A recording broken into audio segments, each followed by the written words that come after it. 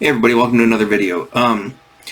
First thing is good is it's raining out, so that means that nobody's going to be cutting the lawn. Actually, they cut the lawn yesterday, so we won't be interrupted by the lawnmower. Another thing I wanted to mention, and by the way, we're talking about Marvel Comics from 40 years ago, week by week. And this week we're going to be we're starting May, although it's technically, we're starting June. Technically it's still May. And the reason that is now I'll be 2 videos ahead, and so things could get really chaotic if I start mentioning things that happened today, which is actually 2 weeks in the future. But anyways, and I say that because this is the week, one of those weeks that for some reason week 20, I guess this would be week 21? Yeah, week 21 of May in 1985, there were no comics, Marvel Comics specifically, except for the UK releases, the UK magazines, but no US Marvel releases. According to fandom.com, which is the site that I use, and you'll see it here in a second, same one I've been using all this time. So I did talk to somebody who is pretty well versed in that time period, and they also were kind of like, yeah, I don't remember that being a thing. And I can't remember. I know I was probably disappointed one of those weeks going into Rochester Book Center waiting to get my comics on Wednesday, and nothing new. I'm sure that happened multiple times, but I remember everything pretty close. But to remember things down to that detail, I can't say I remember it exactly. So, bear with me on that. So again, this week we're technically doing week 23, which would be the first week of June. Even though it is the second to last week of May. Eventually, maybe in the next couple of months, summer's going to actually hit. Hopefully, at least by Halloween, we get summer weather, because I gotta say, this 45 to 50 degree weather every day. I mean, I feel that the seasons have shifted. I think that no more April showers bring May flowers. I think it's April showers continues through May, and you might lose your flowers by early June because they'll all die from frost. Anyways, let me get back to the subject. So let's go back to Marvel Comics. This is going to be week 23. I got to keep looking at it because I got to remember. This will be week 23, 1985, which would be the first week of June, which means that the comics fell on June 5th. That's my mother's birthday, by the way. Anyways, and I think my other buddy's birthday. I know he's the Gemini, just like my mother, but I'm wondering if they have the same birthday. Maybe not. Anyways, yeah, where was I? Comics. All right. So this week, also bear with me too, because if you got the last week that I posted, you had to wait 2 weeks to get a new video. Not that all 15 of you are chomping at the bit, but anyways, you had to wait 2 weeks to get a video, and then I really only reviewed one comic book because it's the only one I read. This week, rest assured, I have 5 comics in my quote-unquote poll list here, and I've read 3 of them. The other 2 I just couldn't get through, and we'll go to those in just a minute. But actually, while I'm talking here, while I'm on this page, let's go over to fandom here. Pick out which ones you think are the ones that I put in my poll list before I go to my poll list, and which ones, sorry, I think I'm covering up the... You can ignore that Savage Sword of Conan there, because I'm not doing the Savage Sword of Conan's. But which ones do you think I put in my poll list? And which ones do you think that, my AI device, she who shall go unnamed, thought I was talking to her out in the living room. Anyways, what was I going to say? Yeah, which one do you think that I pulled?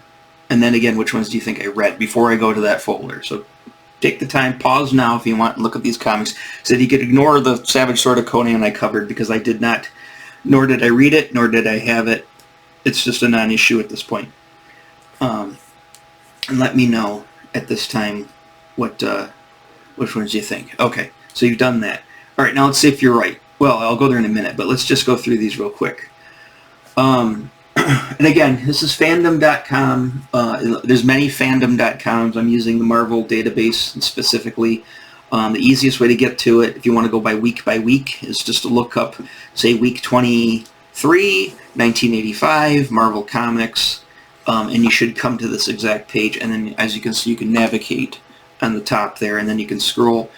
Go to like December, keep clicking on January's or December's on either side, and you'll go forward and back. I'm sure there's an easier way to do it, but that's the way I've been doing it. So, you know, I'm not the smartest crayon in the drawer, so there's probably an easier way to do that. There's also probably an easier way to find the site being on the fandom main site, which I can't find either. Anyways, all of that said, I wasted a good 5 minutes. Let's get into it. So, Alpha Flight number 26. I can tell you right off the bat, this is still a John Byrne issue, because I think he leaves at 30 or 31, maybe 33, somewhere around there. And then another artist comes on, and writer. But I can tell you right off the bat, ever since I saw this comic in particular, and then I saw her gives it away, and I saw her show up in the Marvel Universe, official Marvel Universe handbooks, the deluxe edition, in that one small drawing there, that I really like Diamond Lil. I've always liked her since this comic specifically. Specifically this cover. I love her outfit. I love the green and the yellow. Of course, that becomes kind of a predecessor to the green and yellow of Marvel Girl and X Factor.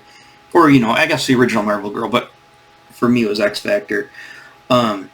But I love the green and yellow. I love the brown hair. I love that she's kind of slightly unattractive, like in a weird kind of way.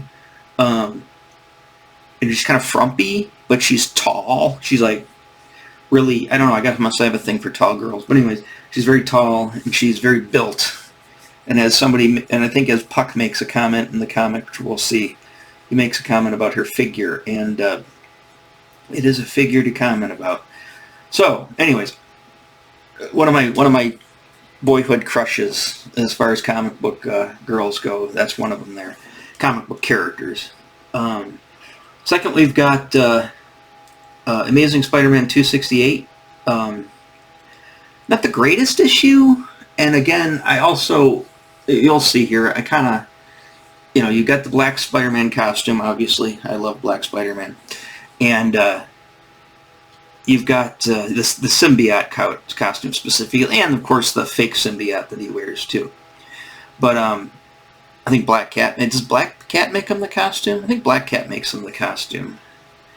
And then he makes a comment about it being based off of Spider-Woman's costume from Secret Wars. I thought that was the other way around, but I guess it can't be, because Spider-Woman Julia Carpenter shows up prior to the symbiote getting to him. So, I mean, I'm assuming Mike Zeck developed both characters at the same time, and that was kind of baked into it. But for some reason, I always thought she came along later, but I guess not. Black Dragon, an epic comic. We're going to skip it. Like I said, we're skipping all the epic comics. Captain America. You remember what I said of what was keeping me interested in Captain America? Let's put a pin in that until I get to the folder. Dazzler. We're starting to get sort of towards the end of Dazzler. She's in her, I wouldn't say it's her iconic costume, because I guess the silver suit with the 70s suit, the roller skates, is more Dazzler's iconic costume. But if you're a Copper Age comic book person like myself, you would probably consider her more iconic from this costume, with that blue bodysuit with the one arm, you know, one sleeve, one like half sleeve, and her hair in that style with the bandana. And because that's the costume she obviously carried. Well, for one thing, it's the one in the Marvel Universe handbook, and it's the one it carries over when she ends up joining the X-Men full time, and it's part of the Down Under. She's wearing that costume. So I consider this to be her most iconic costume personally. But we'll get to Dazzler.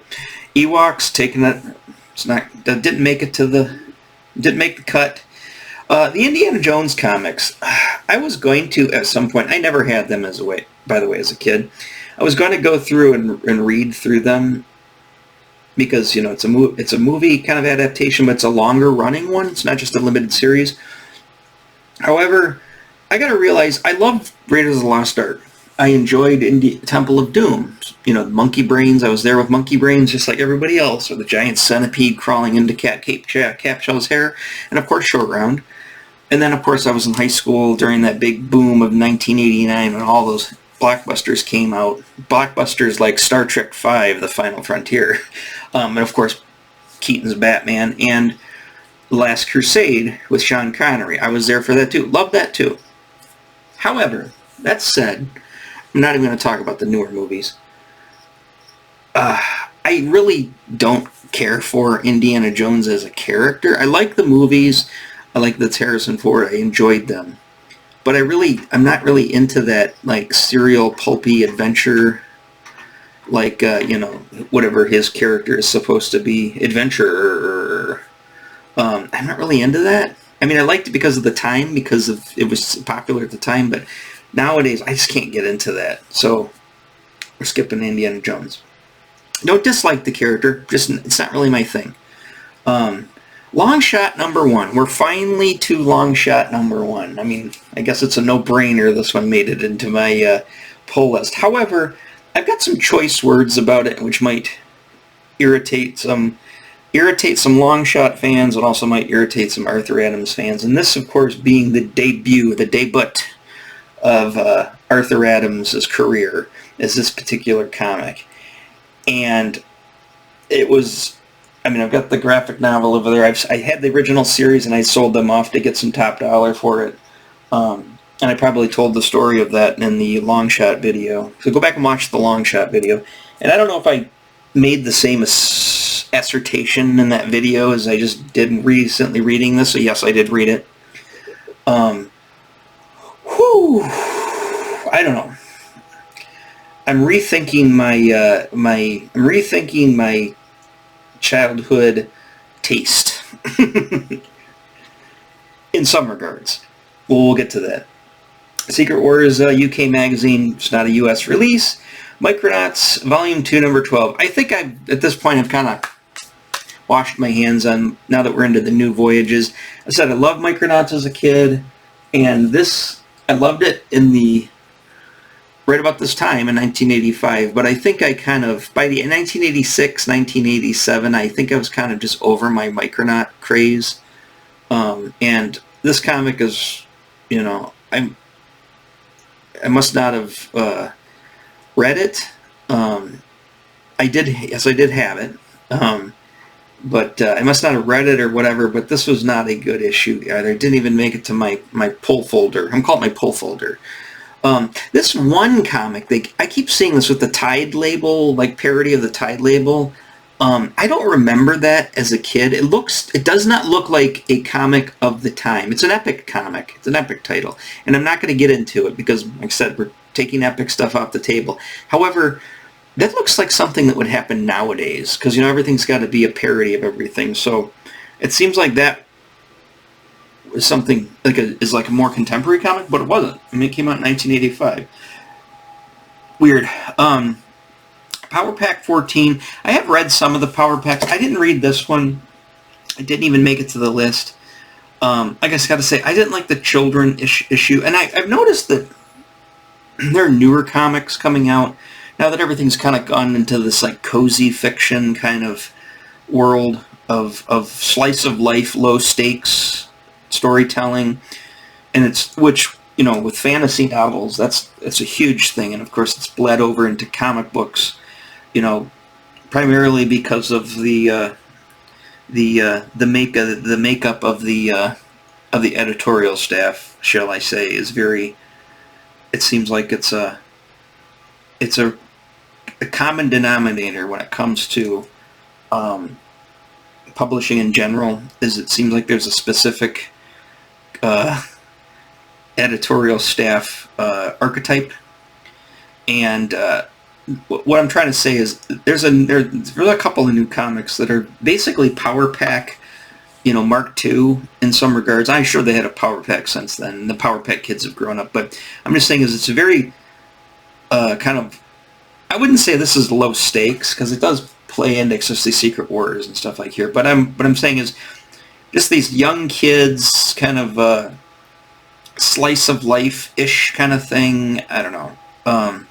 It's different because it's a different time period. But I just got that vibe when I was kind of flipping through a comic that came out this week, 2 weeks ago. Sorry. All right, let's keep going here. So Conan, we're taking off the table. This Gru comic I had, but I didn't have it at this time. I did not buy this off the shelf. I bought this, like I said, I met somebody when I moved into the trailer park in 1987, and they were huge into Gru, and it kind of bled over into me, and I went back and I found a bunch of Gru comics at Kay's Book Exchange. It was on Auburn and Livernois in Rochester Hills, which is no longer there. The building's no longer there. I probably talked about K's before. Time Spirits, Epic, taken off the table, and of course Wally, the Wizard, Star imprint, taking that off the table. So let's go over to the book and see if you were correct on the comics that I did put in my pull folder. So let's go to my pull folder. Obviously you knew Alpha Flight 26 was definitely going to be one of them, and it is. You knew Amazing Spider-Man just because I read all of Amazing Spider-Man. Captain America made it. I didn't read it, and I'll tell you why. We'll flip through it in a second. And this basically, I'm starting to prove my shallowness when it comes to comic books, and my shallow, one-dimensional affinity for just everything in general. And it's on full display going through these comic books. Dazzler, I pulled it, didn't read it, should have read it, but didn't. And I even made I took the omnibus apart and made a nicer CBR of this, because on my tablet I must have had the scans of the old comic, and so this one I made a better one just because that seems like, when I see those old scans, it kind of turns me off to the story. And so when I see that fresh omnibus, or collected works, flashy, coloring like you see here with this Alpha Flight cover, which that Alpha Flight there might not actually be. We might get an example of that. But anyways, and then the long shot comic, you knew that was going to happen. I mean, if you're watching my video from the beginning, which might be like all of 0.5 of you, you'll know I did an entire video on that, on the long shot miniseries. So let's go into our first comic, Alpha Flight number 1. I think I've got it already pulled up in CBR Reader, yeah. Okay, actually it's not CBR Reader, it's on my phone too. It's called Comic Screen is the app that I use. I've got it on my computer, I've got it on my phone, and I've got it on my tablet. You probably don't really read comics on my phone, but I will read them primarily on my tablet because Comic Screen is about the same size as a comic book page, and of course it's backlit, so in the dead of night with no lights I can still read my comic books as long as I have battery power or plugged in. But anyways, so let's go through. So here we go. Here's I'm just going to call this the Diamond Lil issue because that's, to me, that's what it is. It's the Diamond Lil issue. So yes, this isn't. I have an some collected works of this comic in it, and this one is not. This one's a direct. It's a pretty decent scan, but it's a direct scan CBR. But of course, written, penciled by John Bird, Bob Wyacek or Wycheck is that how you say his name? I can't remember. Wycheck, I think, is how you say his name. Inks. His color, I can't read it. I think it's Andy something. I can't. It's scratched out.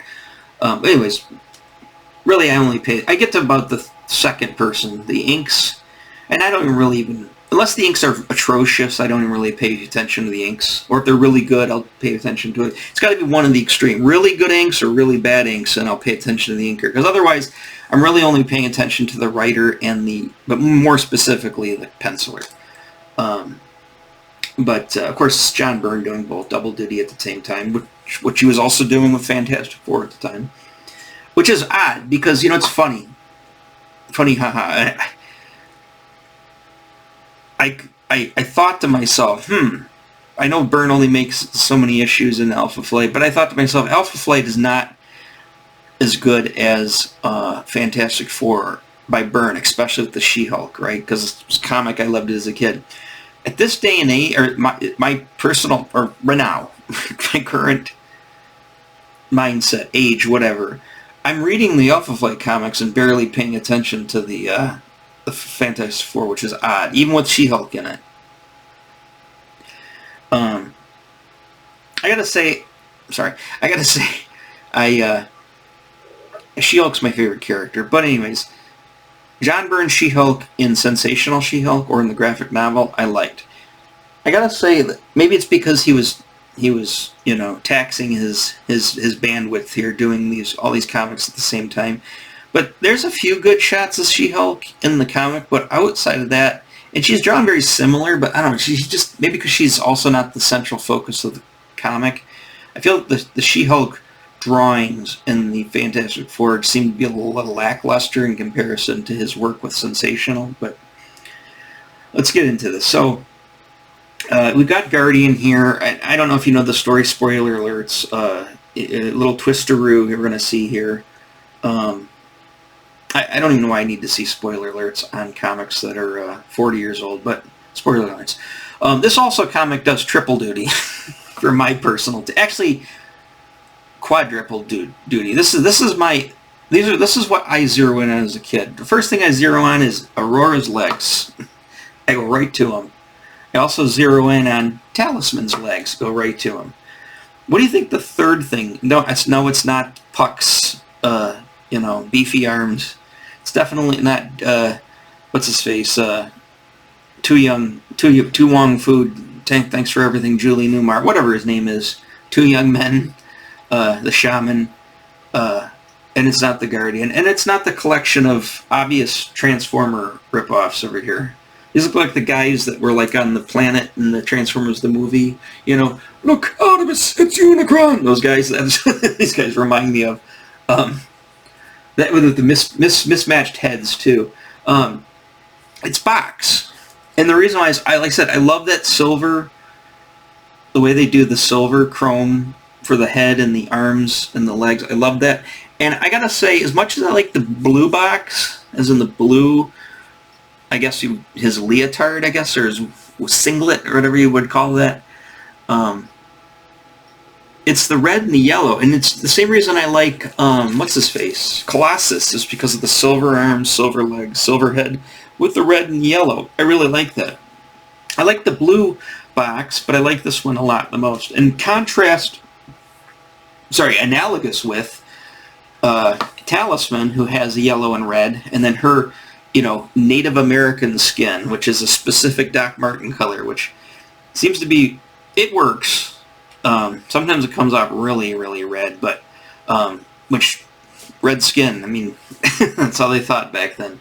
But anyways, I really like that color for that skin tone. And then you've got, what's her face up here?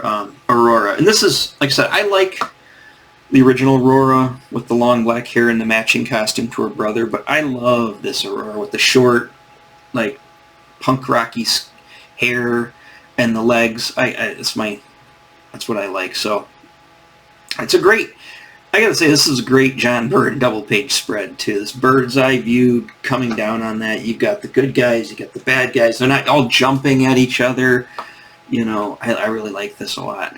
And then I say about this comic is stuff happens. Now, again, another panel is, I believe that this box panel down here at the bottom, I think that was in one of the, I'm not going to dig it out again, but I think it was in one of the role-playing game books, the TSR role-playing game books. I'm pretty sure. I remember seeing this. It might have been like High Tech Wonder or something like that chapter in the original basic book.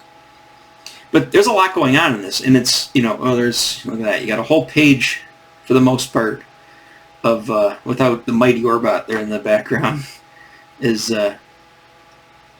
Aurora, and Aurora's legs. One thing I wish John Byrne would do is I wish he would, nobody did this, some people did it. Actually, I take this back. Some people did this a lot back then. I wish he would have drawn her butt just a little bit bigger. But it's fine. She looks more like a swimsuit model from, the 80s. But, yeah, you've got Aurora there. Like I said, I love that costume. It's the legs and the hair. That's what makes that whole costume for me. The colors are cool too. But a lot happens in this comic. It's got like a lot. This just opens up with pure action, which is awesome. And that's what, if a comic doesn't open up with something to hook me in, and it doesn't have to always be action, but action is pretty much the default as far as the hook. But if you come into a comic book and by the third page, if I'm not getting something to hook me in, I've lost interest in the comic. And obviously, you've got my attention right off the bat with that double page spread. And then you've got Aurora and her legs there. It's like, yeah, I just keep it coming because I'm fully invested at this point, and I can even excuse two Wong Fu or two good men or a few good men or whatever. You can't handle the truth. Sorry. Shaman. Here's the GoBot page. So here you get the GoBot page, which is a great page. You get more Autobots versus Decepticons here. More Mighty Orbots. Like I said, I'm not analyzing the story word for word. I don't like I'm not a big fan of an energy beast as far as my, a big monster or whatever. I don't like a big energy beast. They're okay, but they're not my cup of tea. Sometimes I guess I like the one in Scooby-Doo, the crazy. I got a story about that, but I'm not going to go into it. I might have told it before too. But I just love the way Box is drawn. I just love the red and the yellow and the silver, and I actually like the what do you call it? The Transformers, the watch, the knockoff Transformers watch guy in the up top here. And then you've got it's funny. He gets essentially a text. You got a telegram from Heather Hudson, and this guy had I think they have a little like jetpack. I thought he had a jetpack or something. He chases down Guardian to give him this text message. You can tell we've come a long way. It's just weird because you'd think even there'd be some kind of like Box had like some kind of radio in his helmet or something, or they'd have Star Trek had communicators, but whatever. So we go back to this. And of course we also find out there's a little twistaroos coming up here. I like that shot of the carnival there with Puck. Byrne does this a lot, and I like this too, where he puts, it's funny, if you look at some books or you listen to pros talk about how to draw comics, especially the Marvel way, and one thing they say to never do is to put everybody firmly planted on the bottom line of the panel, just above the gutter. Byrne does it all the time, and I love that. I think it's very effective. I really like that a lot. There she is. Okay, so here we go. We get Diamond Lil. This is, like I said, I love, for some reason, I think it's, which page was it? The one that really got me going. I think it was also when he mentions this, when Puck says, sure, I remember you, Lillian Crawley, a.k.a. Creepy Crawley. That's because she's supposed to be like, she's hot, but she's also like pretty ugly. You know what I mean? Where she's just kind of, she gives everybody the Creepy Crawley vibes when they're around her. And with the best figure this side of Aurora, I 100% agree with you, Puck. And an ego bigger than North Star. But yeah, I guess maybe it was, even though he is a little fellow. Maybe it's her size, but I don't know. And I don't know if it was this panel here with the way Byrne drew, which Byrne draws all women's face the same, but the way he did it, I don't know exactly which panel it is that caught me with her. But I really liked this comic as a kid, and I really liked her. North Star does show up, and then of course you got Heather. I like Heather too, but I like her better when she actually is in the costume, in the Vindicator costume. Great use of, Byrne obviously was doing everything in his power to cut, quote unquote, cut costs, to cut work off of himself doing so much at once, but this is a great use of just white background. It's irrelevant where they're at. Obviously, I think she's at a comic book shop, because I see like figurines and I see comics, like a fantasy store or something, like a hobby shop or something. Like I said, it's irrelevant, so why even put it in the background? the focus is on their conversation, and then of course Guardian rips off the mask, and look who it is. It's that character. I can't remember what the name of the character is. It's the robot woman thing from. There's a man. I don't know if it's a man or a woman. I can't remember. I think it's a dude, a male robot, whatever. But from Omega Flight. It's because I didn't know that until in the Marvel Universe comic book came out after this. I didn't know who was all in Omega Flight. I just remember them mentioning Omega Flight in the beginning, and not knowing what that was. Because I don't believe that maybe they did show up already. I can't remember. I don't know if they did. But then, like I said, right off the bat, just really liking Dem and Lil. And then, and that's pretty tall order, seeing as you got Aurora on her legs and you've got Talisman. You probably picked up on my, what I consider, what makes a good anything anymore.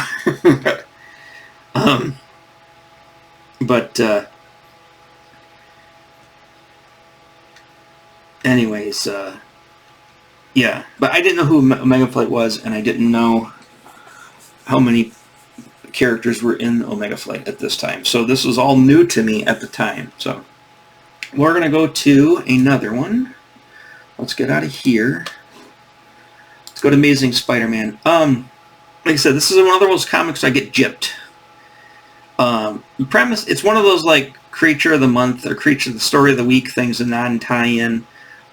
What makes it good, obviously, is Ron Frantz's art's really good. The writing, and DeFalco's writing's fine as normal, but Frentz really does a good job in the art in this. But, again, what's he in? The red and blue costume.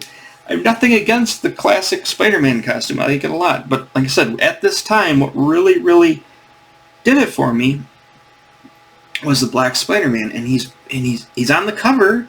He's on the little captcha or whatever the thing is called up in the corner, but he's not in the. He's not in it here. It's also funny too. I can totally, this is why Spider-Man was such a good character, or still is, but specifically at this time, and why it really resonates with a lot of people. If you're a young person or even old person, you got this old apartment. He's got the old boiler. Vents there too, and then he goes to he's hungry, of course, after a day of Spider-Manning, and he comes back, he looks in the refrigerator, and there's barely anything in there. I don't even know what he grabbed. Did he grab, looks like an ice cube or a stick of butter? Grabbed something that's in his mouth, and he got, looks like a milk. I don't know what he's eating, a Cheez-It? Or what are those giant Cheez-It crisp things called? Like Thin Crisps or something? I can't remember. It almost looks like what he's got. Like I said, I also, as a kid, here's the thing. I'm, going into my teenage years. I'm a tween at this time, right? If you were to look in my room or my area, I didn't really even have a room at the time. Or I guess I did at my dad's, but I had a 13-inch black and white. I think is his color, and then my dad's TV in the living room wasn't much bigger. It was a 19-inch, but I had this 13-inch color television or black and white television in my room, sitting on like wood boards that were on crates, like milk crates stacked up with boards going across. And I had books and I had things like that, and I had a stereo hi-fi like that with the turntable that I had to literally could barely, I had to kind of move it out to get a record on it and push it back in. I could have made something, but I wasn't that ingenious at that time as a kid. I go flop down in your bed. It's so, and you got the quilt. It's so relatable. We didn't. I wish we had that giant spool coffee table, but we didn't have that. But we did have a trunk, like an old trunk for a coffee table. But here's the other thing about this comic. I swear, this is Ron Frentz. Ron Frentz, of course, did G.I. Joe, right? Did the first few issues of G.I. Joe? I can't remember if it was Frentz or if it was... I'm probably pretty sure it was Ron Frentz, wasn't it? It did G.I. Joe, like the first few issues? Now I'm second guessing it. I'm thinking it's somebody else, but I'm pretty sure it's Ron Friends. Anyways, that's clearly Duke. I mean, you could, it's sure as shit, you can tell, especially by that panel there. I mean, all three of those panels, but that one specifically, that is Duke. It is, and look at the face. He never refers to him as Duke. He always refers to him as Sergeant. And he does say that these are like the, as he says, blah, blah, blah, blah. He does make a comment about them being, you know, a crack suicide squad. He says it somewhere. He's like, well, you guys are like the elite squad of the Army, the Armed Forces, G.I. Joe. And that's clearly Duke. I didn't catch that as a kid. Maybe I did, and I don't know. But I definitely caught it this time. I don't know if you guys caught it. Sorry. I didn't grab my water, so I have to just bear with me here. The whole premise is, this is all taking place during Secret Wars 2. The Beyonder, this is when the Beyonder goes off on his spiel where he thinks that just having a lot of money is like what, you know, brings true happiness, which it does. But anyways, just having a bunch of money, and so he turns this building into solid gold, and of course it collapses under its own weight. Instead of changing it back, now the government realizes we've got to hide this, make it hush-hush, and get it out of here, truck it out of here, and go dump it in the ocean. Because if the world economy finds this much gold all of a sudden, hits the open market, it's going to crash the economy. I guess that would happen. I guess maybe by 1985 sensibility that would happen. I don't know if that, since we're not on the gold standard anymore, would that matter today? I mean, the Fed... I guess the Fed, by printing all that money during the events that happened in the last few years, maybe, you know, and obviously causing inflation, but I mean, it didn't tank the economy. It's a lot of things that are messing with the economy right now, but that wasn't specific. It wasn't just all that cash flooding into it. So I don't think in this case, of course, this is 85. We're off the gold standard by 85, which is weird how they are still considering that. But if you had like, you know, $1 trillion in gold that you just happened to have, and then you just sold it and you introduced it into the market, would that collapse the economy? I'm not an economist, so I couldn't tell you, but it seems feasible. It makes sense, but I don't know if it's true. Sorry. Now we're getting into the other thing about this comic. Look how it. Sorry. Look how many pages we're going through, and no Spider-Man. I'm going to have to go get some water. I'm going to pause here and go get some water, but every time I pause, I end up screwing something up. So, let's just keep going. Yeah, look at these. This is all, you know, Spider-Man goes to sleep, and you get pages and pages. You get the Kingpin, more pages. You get Peter Parker. You get a classic, you know, J. Jonah going off and ranting. It's great. Great J. Jonah there in the last panel down there. You get a little bit of Betty Brant up there. Ooh, Betty. Anyways, get Jameson overreacting, of course, as usual. But you now get Spider-Man, and you don't get the black Spider-Man, you get the red-blue Spider-Man. So, basically, he finds that the Mafia has got tie-ins with this, and they solve the mission at the end. It's also, because it's so military, this also, I'm pretty sure it's France doing G.I. Joe. Sorry, I don't want to have a heart attack on camera here, but anyways, who's going to post it? Let's go to the next one. Captain America. Let's skip through this real quick. I don't know why it went right to the... I always thought, like, ooh, look at that over-the-shoulder shot. It's a dude. It's not a girl's butt. It's Madcap. It always irritated me when I was younger. I did not have this right off the bat. I had this comic later on. And the reason why is because what I'm going to flip through for is I started reading it, and I got, like, to hear... I was like, I don't like this comic all that much. It's not even an old scan. It's a new scan from an omnibus. I think this is actually taken from the Marvel Masterworks. But then I'm like, I guess when the girl shows up, which I can't remember her name is, I was like, oh, wait a minute. Is the Serpent Society, and specifically the Serpent Society girls, are they in there? And I'm like, oh, there they are. Because there's Pythona, or Python girl. Penny Python, I can't remember what her name is. And then I can see Anaconda down there, because you can see the weird, like, gills on her cheeks. And then I'm like, okay, and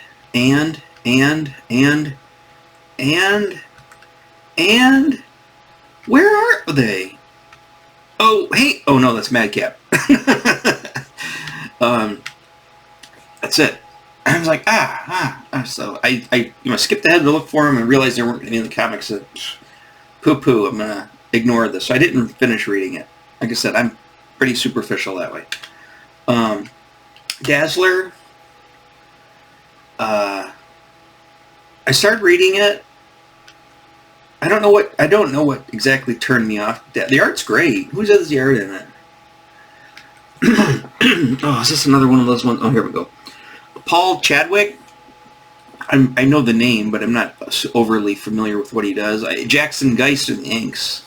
So I love Jackson Geist. You know, rest in peace. He just passed away not that long. I don't know if he's passed away. No, I think I've made a video since he's passed away. Yeah.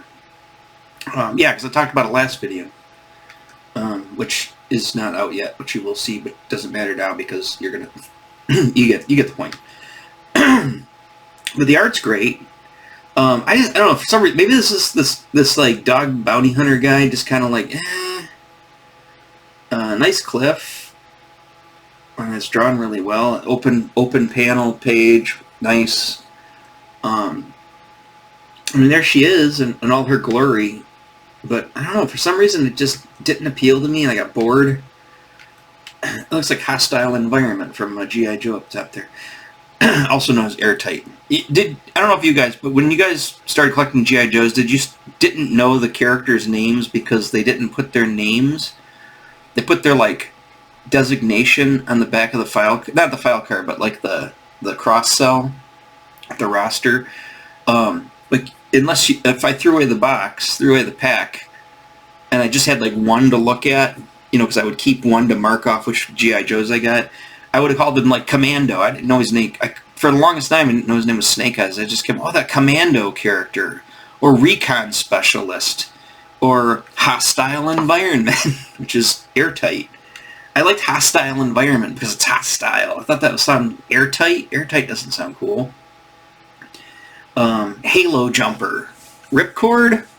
The Halo Jumper sounds cool. I always thought their designations sounded cooler than their actual names. But anyway. She's going to sing a little bit here. I don't know. Something threw me off in this comic. I don't know what it was. Maybe it was the poorly drawn butt in a spray painted on costume. I don't know what it is. You know, if Jackson Geist was here doing the pencils, not this other guy. If Jackson Geist was doing anything more, I'm surprised he didn't go in there and just fix that up with the inks. Because Jackson Jackson Geist, he knows how to draw a panel like that.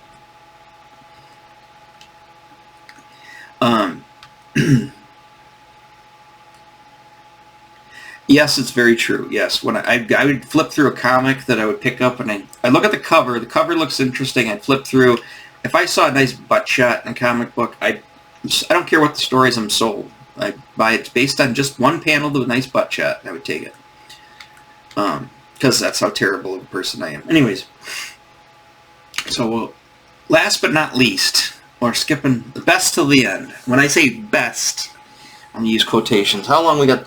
44 minutes. Let's try to wrap this up in 15 minutes, talking about Long Shot #1.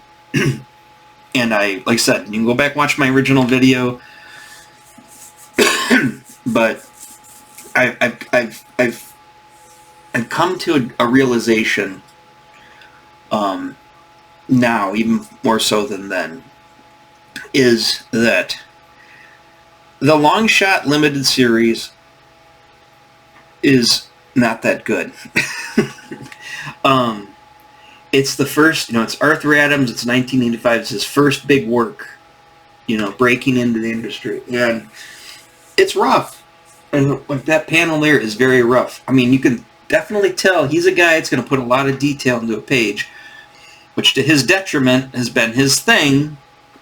Some people like that. I loved it as a kid and a teenager. I loved Arthur Adams. Hands down, my favorite artist when I would say from like 13. Well, right about the time maybe not when this came out exactly. I'd say more like when they started doing the annuals for X-Men, which was, I guess, this year too. Okay, let's just say now, 85 to the 90s, the entire Copper Age, I would say that, hands down, Arthur Adams was my absolute favorite comic book artist. Over John Byrne, over all of them. He was my favorite. However, he has moved down a few ranks, and it's funny because my friend, who's also a very big Arthur Adams fan, I don't know if he went, I haven't talked to him yet, but he wanted to know if I was going to go to the Motor City Comic Con this last weekend it just passed, because Arthur Adams is going to be there, and Arthur Adams has never, to my knowledge, been to a Michigan con, and if he was there, if this was 1987 through like 1990, 91, and he was going to be at the Motor City Comic Con, of course it would have been at the Dearborn Civic Center, I would have been there in a nanosecond, and I would be right up there geeking out, shaking like a leaf, and totally just fanboying, geeking out over him being there. However, at 52 years old, I don't really care anymore, and I don't really like where his art's gone. And it's still good, but it just doesn't have the same appeal anymore. None of those, all the big heavy hitters of that time, especially the Image crew that broke out, McFarlane, Liefeld even, all those guys, with the exception of Silvestri, which I still like the Silvestri X-Men stuff, and I still like the Arthur Adams stuff. All of those like super heavy, detailed, stylized guys that were breaking off from the Marvel way, I don't really appreciate them much anymore. I mean, I guess I take it back. I appreciate them. They just don't do it for me anymore. To me now, it's the old guard that I kind of dismissed as a kid. Those are the people that do it for me now. Maybe it's just because of maturity. I don't know what it is. But one thing I got to say about this, regardless of the art, Ann Nesenti, I know she was pretty as a peach back then, when she was young, and she was the cool, hip, basically she was the predecessor of that specific archetype I was talking about, how all of the editorial staff is nowadays. It seemed like they're all a bunch of young, cute, Gen Z kind of, wokey, social justice-y kind of Ann Nesenti was that back then, but maybe not to the extreme nowadays. But I've always liked her, and she, obviously I think Arthur Adams really liked her because he based a character off of her, or maybe she based it off herself, but you could tell that Arthur Adams, the way he drew her, I think he had a thing for Ann. I know Jim Shooter had a thing for Ann, the editor-in-chief at the time. I think a lot of people had a thing for Ann. But, and I've read her work before, as far as her writing, not just her being an editor, and I didn't find it to be as atrocious, but her dialogue in this is so bad. It's like, it reminds me of stuff nowadays where it's almost unreadable, the dialogue's so bad.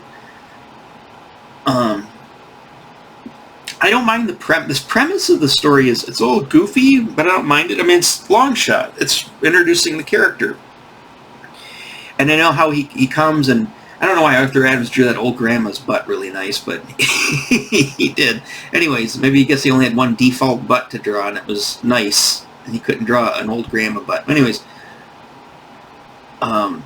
he comes to Earth, or essentially, right? And he kind of befriends this, he saves this kid, or whatever, or I can't remember, does he save the kid?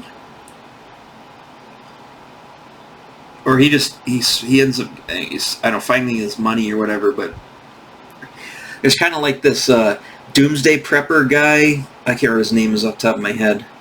And he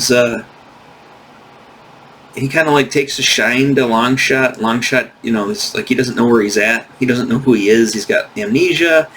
I also did think that I didn't know those were mannequins. Just like Longshot falls for it. He's talking to the mannequins. And I always liked the girl in there. I always thought she reminded me of somebody. But I don't know. I don't like the dialogue. I'd say I don't think the story is not so bad. It does get a little convoluted here. But, I mean, I think the story structure was fine. I mean, it's a comic book. And then they go find this, like, he takes them back to his doomsday prepping thing. I don't know, for some reason I got the impression then, I got the impression now, like, this guy is like, I think he likes his young, good-looking guys. And he's taking this guy back to his doomsday, his compound. And I swear he was going to do something to Longshot. That's what I just got that impression, but that's not what happens. Instead, I haven't pulled it up, but that right there, that panel up top, is that not the panel that Todd McFarlane totally swiped in one of the Amazing Spider-Man issues where after, I think Venom terrorizes Mary Jane because she's a redhead?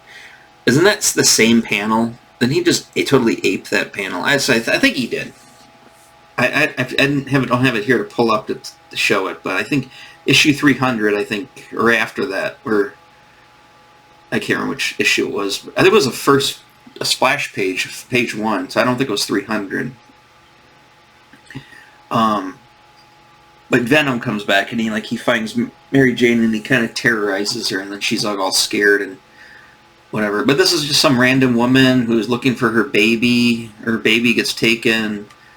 And he's like, I'm going to go help you find this baby. I mean, he's very a carefree, fly-by-the-seat of his pants kind of guy. Obviously, he must have did some kind of adventuring, whatever. He's got these weapons. He's got all these blades that he carries in this bandolier. Definitely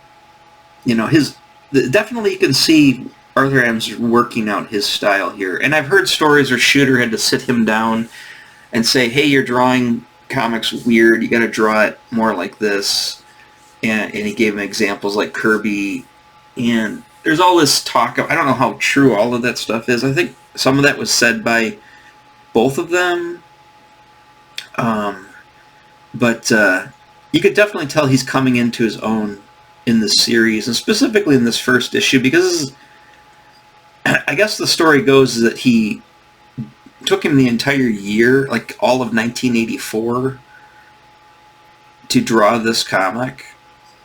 And they're like, hey, you got 5 more to go. And then he got the other ones done in like a year, like all in a year, but the first one took a year to get going. And maybe he had to do a lot of redraws. Maybe Shooter was shutting him down. Let's see, who was the... Shooter was the editor-in-chief, but the Louise Jones was the regular editor. I think that's Louise Simonson. I think Louise Jones was Simonson's wife before they got married. Pretty sure. But anyways, we'll go back to where we were. So, are we on time? I got 6 more minutes. But yeah, like I said, I loved this comic as a kid, and I would study it, and I would look at it, and I just feel like, I'd get angry that I can't draw as good as Arthur Adams, blah, blah, blah, yada, yada, yada. Me and my other friend, the guy I'm talking about, we'd all work on, like, who can out Arthur Adams each other. That young competition amongst friends type of thing. But I'm going to read them all again, now that I'm kind of in this mindset. But, yeah, and here's the thing. I did not, I don't know if I told this story in the long shot one, and I'll tell it because we're going to wrap up and I'll tell you which comics I bought off the shelf. But oh, sorry, I got a pop-up window came up on here. Let me close the pop-up window. I can't do that. Let's see. Sorry, I gotta close this pop-up window. Let's take it off full screen. Wish there was a way to do that. Anyways, again, ignore that. Even on blocking, it's not a big deal. I didn't have it, didn't buy it. So, anyways, the long shot. So I ended up buying. I did not buy issue number 1 right off the shelf. Just to let everybody know, I had to buy issue number 1 at a comic convention in 1987. I started buying. I bought the second issue off the shelf, and I always assumed, because I never went back and read it up until like 87 when I had them. I got 2 through 6. No, sorry, 2 through 5. I didn't have 6 either. I got 2 through 5 off the shelf, and they sat in my boxes and stuff, in my bags. And my other friend, the guy I met in 87, he's like, oh, it's my favorite comic, that long shot. And I went back and I said, oh, I got the series. And then I saw his series, and he had number 1 and he had number 6. And I thought, oh, I think he had number 6. Maybe he didn't have number 6. I know he had number 1. And I was like, that's a different comic. He's like, yeah, it's number 1. And I go, I thought I had number 1. I had number 2. I don't know if you've seen number, he's got the jetpack in number 2. I always thought that was number 1. So I went to the Extravicon at the American Legion Hall in Royal Oak. This would have been 1987. And I was there with my dad and my friend. And I said, I was looking around and asking people who had long shot number 1 and number 6. I couldn't find number 6, but I did find number 1. And the guy was like, he wanted, get this, he wanted $10 for it. Whoa. $10 for a comic in 1987. That's crazy money.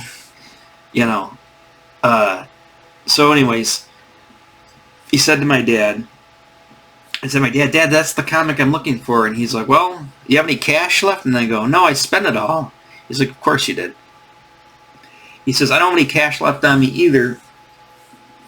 This is before debit cards. So he said, you know what, maybe they'll take a check. And he was really good buddies because he was getting into the business himself of sports cards with the guys that had Antique Paper in Oak Park, who also did comics and cards.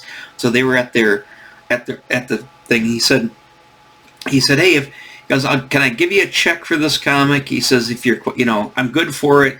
Ask the guys over at this table, and they'll let you know that I'm good for the check because I do business with them all the time. And they said, okay, I remember that. Just remember that vividly. My dad wrote a check for $10 to this vendor, this table at that con, and I got long shot number 1. And then I didn't find long shot number 6. I want to say I found it in like 1998. And I want to say I found it at Dave's Comic Books when I discovered Dave's Comic Books, the one in Royal Oak. I already knew about the one in Ann Arbor, which makes me wonder if I found it in Ann Arbor. No, because my sister, she graduated by that time from U of M.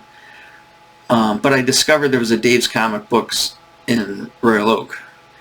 And I think I got it there. I think it was $6, which is also pretty pricey for a comic book. So, again, I bought 2 through 5 off the shelf as they're coming out, but I never bought number 1 when they came out. So, there's that on that one. So, let's go through. Alpha Flight number 1, of course. Like I said, I bought that one right off the shelf. Amazing Spider-Man I bought off the shelf. No. We just went over this one. No, obviously. Yes, I bought this right off the shelf, number 12, Micronauts New Voyages. I bought it, I think, all the way up till the end. And I don't think I started, I think I just lost interest and stopped reading them. Again, didn't know this even came out. No, didn't do Power Pack. And the rest of them, no. So we're looking at, I had off the shelf 1, 2, 3. Yep, 3 comics this week is what I bought off the shelf at the time. I would say off the spinner rack, but like I said, that specific comic or bookstore did not have a spinner rack. They had shelves. So, all right, I got this all wrapped up tidy in an hour. So we're going to be off to second week of June. We'll be doing right here, week 24 next time. And I think we're gonna run into another. I don't know if it's all every week that they have these 5-week months. It could be, but I think we're gonna run into that situation again and again here. I think for the rest of the year, because I didn't do a January, so I didn't run into this problem yet until now. So I think it's every time you get these. So it's happened 1, 2, 3, 4 times this year. I believe it's how it went, how it goes down. Because let's see, I'm going to flip ahead really quick. See, there's comics. Maybe it's this one. No. Oh, look at that's coming up. No. Oh, there we go. Now we get some. Oh, there's number 2, by the way. It's coming up in July. But anyways, I guess not. I guess it was just this one. I'm just scanning through to see. No, it doesn't happen here either. What about the last month? The last week of the month? No? Number 3. No, it just happened once this year. And like I said, I don't know if that's a regular occurrence or what that is. Oops, darn it, going to the wrong. I don't know if that's a regular occurrence or it just happens. Like once a year? Is it leap year that does? I don't know what it, not leap year. Is there a leap month? I don't know what it is. It might just be the site does it and it actually did not happen organically back then, but this site's been pretty accurate, so I don't know. If anybody knows that answer, let me know. Why week 21 there was just these UK releases, so there was essentially no week 21, even though, let's look at the calendar real quick. 1, 2, 3, 4. Oh, maybe it's because of the way the days fall. Because I guess the first was on Wednesday, so you did have an extra week in this month. Because if you look at this, oh, this is June, so we're gonna go to we're in May. As you can see, what day it really is. Yeah, that's odd. I don't know. Just find that odd. Anyways, I'll catch you guys on the next video. Remember, like and subscribe, do all that stuff. Comment, give me all your, messages, blah, blah, blah. Yell at me, whatever you want to do. Tell me I'm crazy. Tell me I've got a one-track mind when it comes to everything, and I got to stop looking at the legs all the time, or various other parts. All right, but we'll get on to the next one, and I don't really like to give you guys a sneak peek of what's coming up, but let's just take a little sneak what's coming up next week. There's an X-Men issue. Oh, that wraps up. Okay, it's not G.I. Joe and Conan. Yeah, next week will be a pretty decent week, so we'll get to it when we get to it. All right, in the meantime, I will catch you guys later, and have a good one. Bye-bye.